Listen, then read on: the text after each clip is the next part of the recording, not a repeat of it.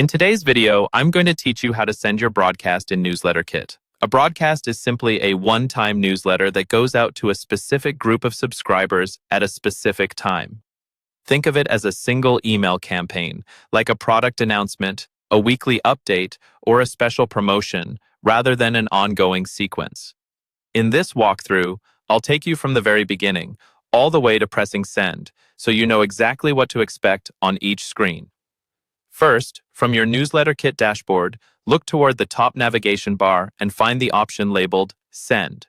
Click on that and then choose Broadcasts from the drop-down or the menu that appears. This is where all of your one-time newsletters are created, managed, and tracked. On the broadcast page, look to the right side for the red button that says New Broadcast. Go ahead and click that to start creating a new email. This opens up the setup flow for your broadcast. Next, you'll be asked how you want to build your email. You can choose an existing template if you already have a design or layout that you like, which can save you a lot of time and keep your branding consistent. If you prefer full control or you're creating something unique, select the option to start from scratch. Either way, you'll then be taken into the email editor.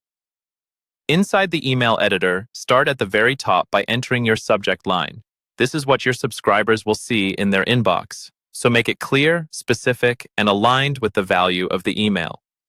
Below the subject line, in the main body area, you'll see a plus icon. Clicking this lets you add different types of content, such as images, buttons, and personalization tags. Use images to visually support your message, buttons to drive clicks to your site or landing page, and personalization tags to insert things like a subscriber's first name, making the email feel more personal and engaging. Once you're happy with the content and layout of your email, look to the bottom right corner of the editor and click Continue. This will move you to the audience and sending settings for your broadcast. By default, NewsletterKit will send this broadcast to all subscribers on your list. If that's what you want, you can leave this setting as is. If you'd like to narrow it down, click Edit next to the Audience section. Here you can choose specific tags or segments so you can target the right people with the right message. For example, you might send an offer only to customers or an announcement only to a specific interest group. After you've confirmed the audience, it's time to choose when the broadcast should go out. You'll see an option related to timing, usually set to send immediately by default.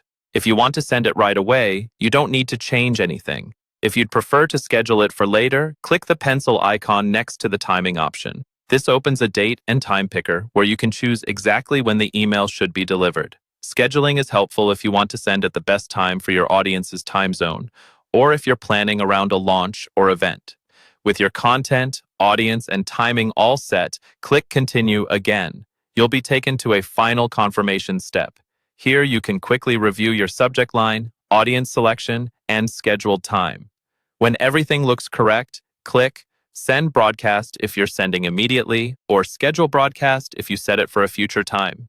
Once you confirm, NewsletterKit will take care of delivering your message to the subscribers you selected.